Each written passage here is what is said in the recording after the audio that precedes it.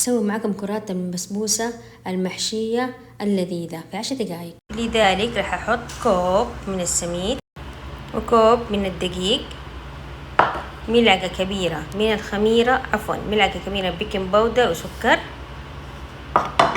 وراح أضيف ملعقة كبيرة أيضا لبن زبادي نفس الملعقة المعيارية. راح أضيف ربع الكوب زيت ونص كوب حليب سائل، واخلط المكونات كلها مع بعض الين ما تتماسك معايا زي كذا. طبعا اغسلوا يدكم عشان ما تلصق في اليد.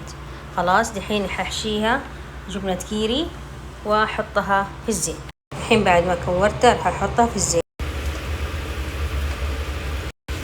بس تاخد معاكم لون على طول شيلوها. هذا الشكل خلاص استوت.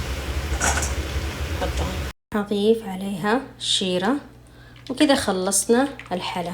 لذيذ الحلا ذا.